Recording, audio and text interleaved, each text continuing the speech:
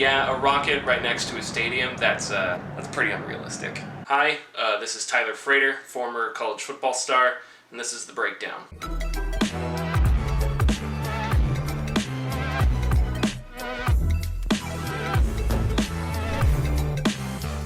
2-Minute Drill VR Football is a first-person thrower originally released in 2017 from Truant Pixel. It is, in essence, a roguelite. You get one shot to beat a gauntlet of 7 opponents, each increasing in difficulty. During each round, you have 2 minutes to take your team 80 yards and score. After the first 4 rounds, your team starts 13 points behind instead of 6, meaning you've got to string together 2 drives to win rather than 1. Bonus rounds in between pad your score as you attempt to reach first place. If you fail, you're sent back to the beginning, each round ending with a fun little trophy ceremony. It's interesting that there aren't more quarterback-centric VR football games, considering it's a scenario that seems perfectly suited for the medium. You're mostly stationary, scanning the field for open receivers, and scrambling doesn't require faster speeds than an average sprint. Attempts thus far at a VR football experience are pretty arcadey, lots of target practice and virtual Hall of Famers teaching you about dehydration. But running an offense, pre-snap reads, progressions, clock management, the stuff you'd expect to find in Madden, have yet to be all assembled for VR. 2MD gets relatively close. It mostly steers pretty clear of simulation. You don't play defense, and if you fail to gain a first down or throw an interception, you lose time and the ball resets at the 20-yard line. Completing 3 passes in a row lights the ball ablaze, a hot streak that makes receivers faster and defenders unable to intercept, and continues until you miss a pass. The ball itself seems to always go where I intend or where I mistakenly throw it. The physics here are robust enough that, with some practice, you can throw quick passes or lobs over the top and feel as though they're landing where they should be. You can customize your release point as well as the power needed for passes, making 2MD a little more accessible and striking a great balance between realism and fantasy.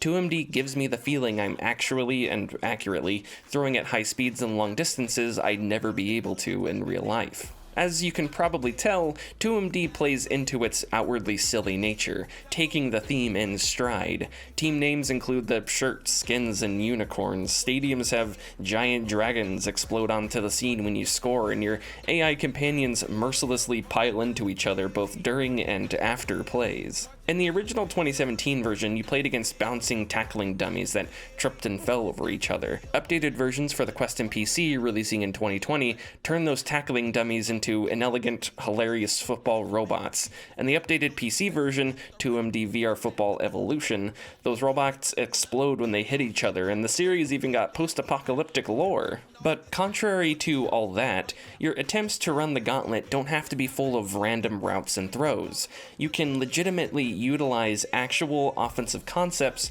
to create open receivers and move the ball downfield. You have 8 plays, 4 on each analog stick, to select from and customize. Set your formations, draw the routes how you want, or bring players in to act as extra blockers. Handing the ball off is an option too, but being that you have no timeouts 2 minutes and 80 yards ahead of you, running the ball loses practicality pretty quickly. The clock only stops on incomplete passes and plays that go out of bounds. If you only need a few yards, like for a quick first down, it's likely you'll be able to scramble and get them yourself. Defensively, the AI sticks to man coverage, meaning linebackers and defensive backs are committed to defending your receivers 1 or 2-on-1. The AI does, however, mix around its defensive alignment, enough that it could even change your play choice. When you're drawing up plays, the whiteboard shows you how the defense will align with your plays, as well as which defenders will cover which receivers, but it's not always a guarantee. As an example, this play here is one I drew up really for desperation purposes. 5 receivers go deep and converge in the middle, the idea being to throw the ball deep downfield and hope one of my receivers beats the coverage. The defense lines up in man across, usually with 2 deep safeties who split each side when the play starts.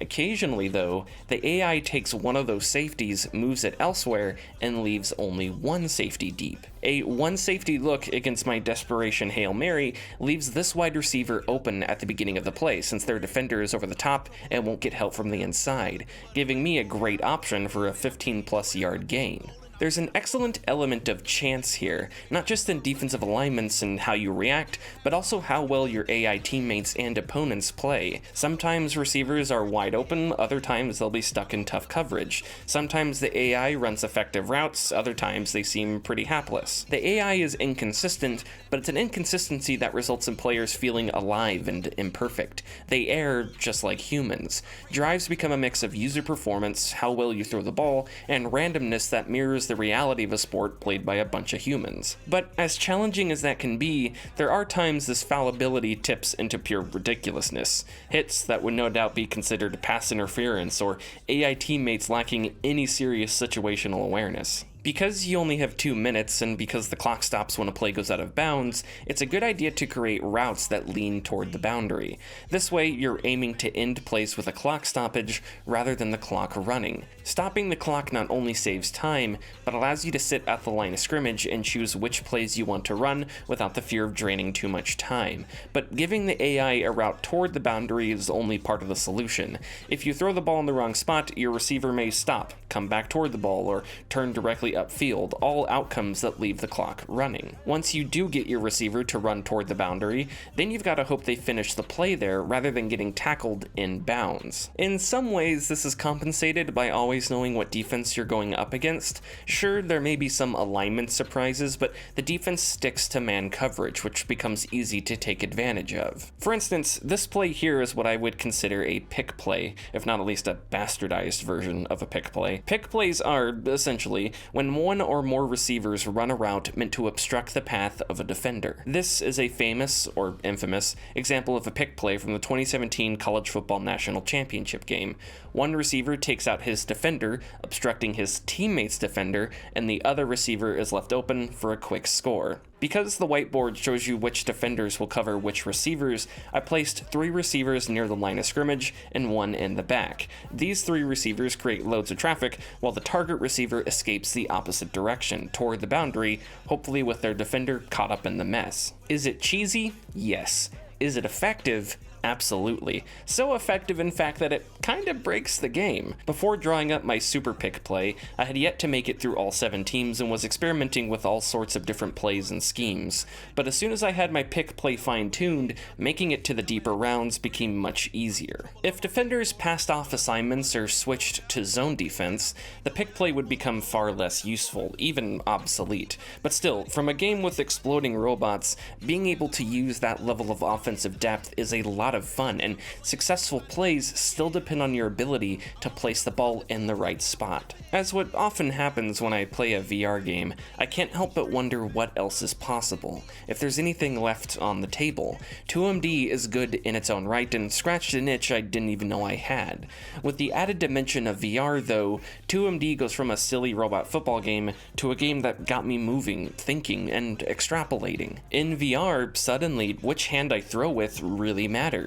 Because I'm right-handed, throwing to my left is easy since all I need to do is swing my shoulders, but that same motion is harder to my right, so I have to pivot before throwing. I find myself wondering, what if I could physically turn my head to look off defenders, pump fake with my arm to trick a defender into jumping a route a little too early, or change the formation and routes with hand signals? Football, it's been said, is a physical sport, and it just so happens that VR is a physical medium, which makes the two a pretty exciting combo, capable of delivering an experience that can't exist anywhere but inside a VR headset, or a football helmet.